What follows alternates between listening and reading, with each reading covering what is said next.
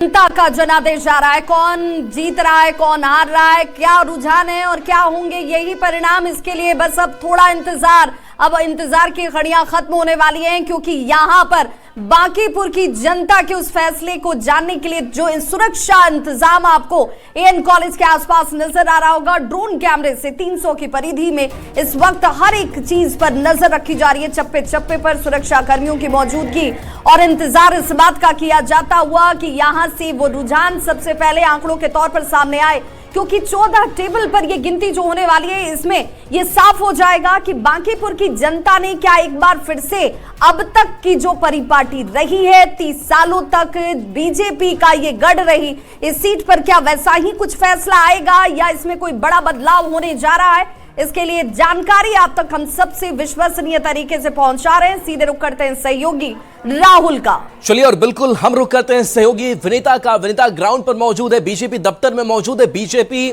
जो 30 सालों से अपना तिलिस्म चला रही है, क्या है तिलिस्म जारी रहेगा या फिर प्रशांत किशोर या फिर रेखा गुप्ता इससे तोड़ेंगी, ये सवाल अभी बना हुआ है। लेकिन इन सब के बीच जो है वो लड्डू बांटे जा रहे हैं। बीजेपी खेमे में खुशी है कि हम 30 साल से जब है इस सीट पर, तो ये आगे आने वाला साल भी, ये उपचुनाव भी हमारा ही होगा।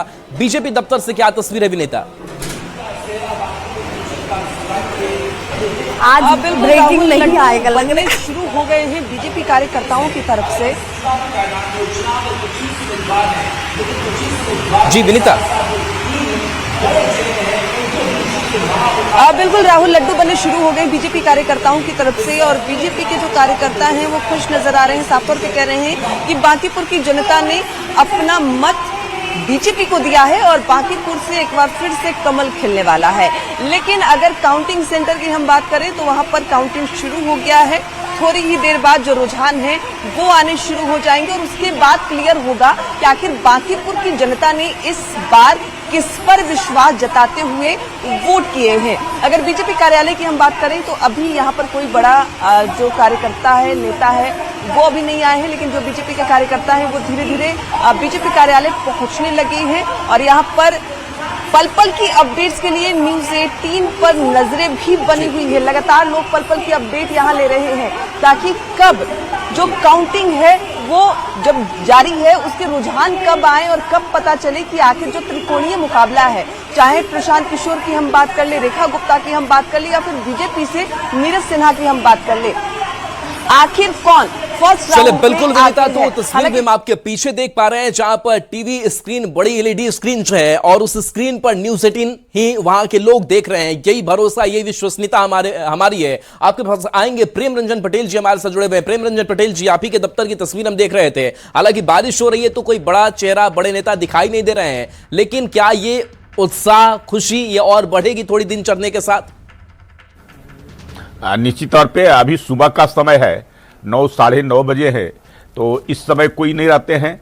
जब 10 बजे 11 बजे के बाद से लोग जो है से आएंगे। अभी तो ये रुझान है, अभी शुरुआती दौर है। शुरुआती दौर में जो है से कौन आगे रहता है, कौन पीछे रहता है, ये नहीं।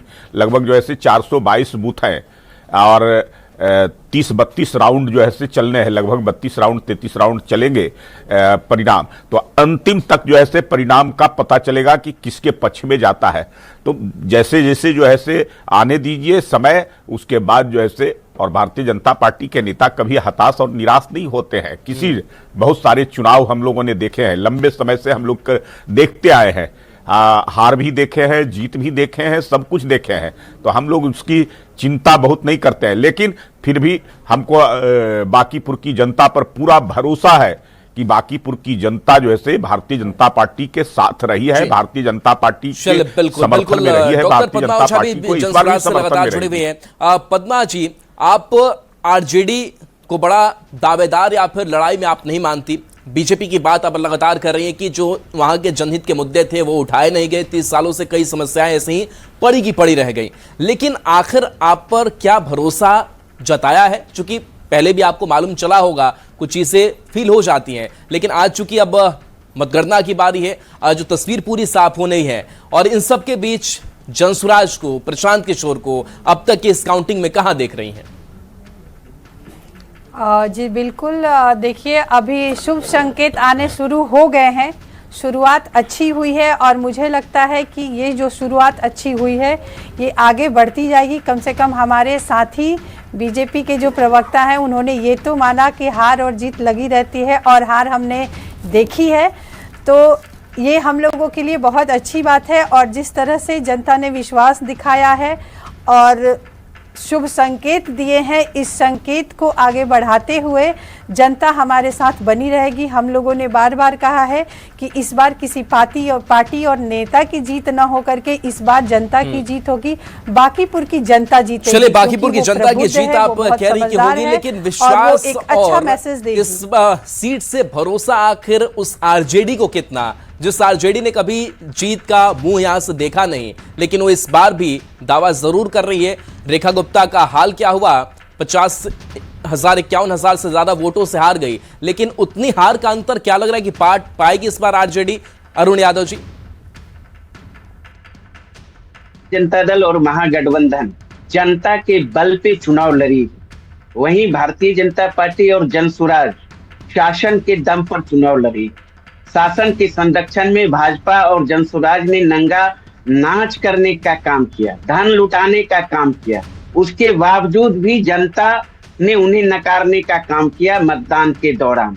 और वहीं तेजस्वी यादव जी के नेतृत्व में आस्था व्यक्त करते हुए बांकीपुर की जनता ने झोली भर भर के वोट रेखा गुप्ता जी को देने का काम किया है।